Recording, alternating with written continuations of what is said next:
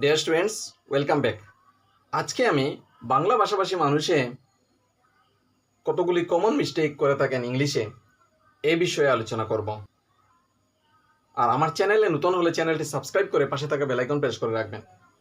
দেখো, প্রথমে আজকে যেসব বিষয়ে আলোচনা করব সেই বিষয়টি মূলত কনজাংশন ব্যবহারের উপর।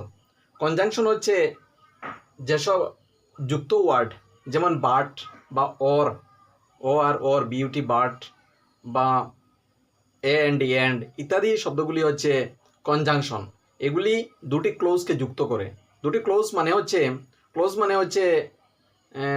CLAUSE ক্লোজ মানে হচ্ছে সিম্পল সেন্টেন্স, খুব ছোটো ছোটো বাক্য, ছোটো ছোটো দুটি বা তিনটি বাক্যকে একসঙ্গে যুক্ত করতে যে শব্দগুলি ব্যবহার করা হয় সেই সব শব্দকে আমরা কনজাংশন বলি। এইটি হচ্ছে পার্ট অফ স্পিচের একটি অংশ বিশেষ। তো দেখো, এখানে কনজাংশনের মধ্যে মিস্টেক হচ্ছে। দেখো, প্রথম সেন্টেন্সে আমরা দেখব এইভাবে, although he was sick but he went to school. প্রথমে অলদো লেখা আছে। এখানে অলদো হচ্ছে যদিও, আর অলদো শব্দটি একটি conjunction. He was sick but he went to school, আর বাট শব্দটি হচ্ছে আরেকটি কনজাংশন। এখানে দুটি কনজাংশন ব্যবহার হচ্ছে, কিন্তু ইংলিশে দুটি কনজাংশন অলদো এর সঙ্গে বাট ব্যবহার হয় না। তাই এখানে শুদ্ধ although he was sick but he went to school, এটি একটি ভুল সেন্টেন্স। শুদ্ধ সেন্টেন্সটি হবে although he was sick he went to school. অর্থাৎ এখানে বাট শব্দটি বা বাট কনজাংশনটি লাগবে না, এখানে শুধু অলদো ব্যবহার হলেই হবে। ঠিক আছে? দেখো, এখন এই সেন্টেন্সকে আমরা অন্যভাবেও বলতে পারি। He was sick but he went to school. Although ব্যবহার না করে এখানে সেন্টেন্সটি এইভাবে সাজাতে পারি, he was sick but he went to school. ঠিক আছে? তাহলে আমরা দেখলাম although he was sick but he went to school সেন্টেন্সটি ভুল ছিল। এই সেন্টেন্সকে শুদ্ধভাবে লিখলে আমরা দুইভাবে লিখতে পারি। একটি হচ্ছে although he was sick he went to school, এটি শুদ্ধ সেন্টেন্স। তারপর আমরা দেখব এই সেন্টেন্সকে আরেকভাবে লিখা, he was sick but he went to school, এইটিও শুদ্ধ সেন্টেন্স। ঠিক আছে? এইভাবে লেখা যায়। ঠিক আছে? তারপর আমরা অন্য একটি সেন্টেন্স নিব, যেমন হি didn't study hard because he failed. Didn't মানে ডিড নট থেকে ডিডন্ট হয়েছে, ডিডন্ট মানে শর্ট ফর্ম। তো হি ডিডন্ট স্টাডি হার্ড, সে, এইটির sentence, he didn't study hard because he failed.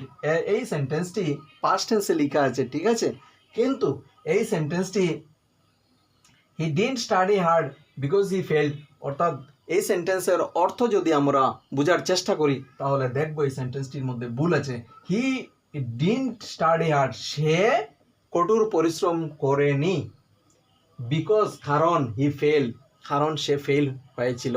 অর্থাৎ এখানে এই সেন্টেন্সটির অর্থ ঠিকমতো পাওয়া যাচ্ছে না।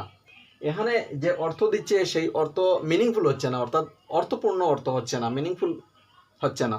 তাই এই সেন্টেন্সটির মধ্যে ভুল রয়েছে।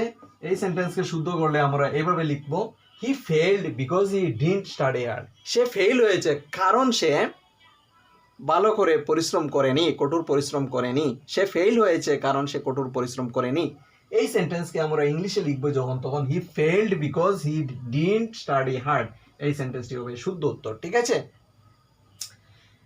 তারপর আমরা আরেকটি সেন্টেন্স নিব। ঠিক আছে? এই ইফ ইউ উইল স্টাডি, যদি তুমি স্টাডি করবে, ইউ উইল পাস করবে, অর্থাৎ এই সেন্টেন্সটি ভুল। এই সেন্টেন্সটির মধ্যে দুইবার উইল ব্যবহার হয়েছে, এখানে একবার উইল আছে, এখানে একবার উইল আছে। তো এইভাবে যখন দুইবার উইল করি তখন অর্থ ঠিকমতো আসে না সেন্টেন্সের। তাই দুইবার আমরা উইল ব্যবহার করব না, আমরা তার মিনিং দেখে শুদ্ধভাবে উইল ব্যবহার করব। যেমন ইফ ইউ স্টাডি, যদি তুমি স্টাডি করো, ইউ উইল পাস, তুমি পাস করবে। এইটি হচ্ছে শুদ্ধ সেন্টেন্স। ঠিক আছে? তারপরের সেন্টেন্সটি, unless you will work hard you will not succeed. যদি তুমি কঠোর পরিশ্রম করো না, যদি তুমি কঠোর পরিশ্রম করবে না, ইউ উইল নট সাকসিড, তুমি পাস করবে না। এখানে আমরা দেখছি যে আনলেস হচ্ছে একটি নেগেটিভ সেন্টেন্স। আনলেস অর্থ হচ্ছে যদি না, unless you will work hard, যদি তুমি কঠোর পরিশ্রম করো না, ইউ উইল নট সাকসিড, তুমি পাস করবে না। এই সেন্টেন্সটি হবে unless you work hard you will not succeed.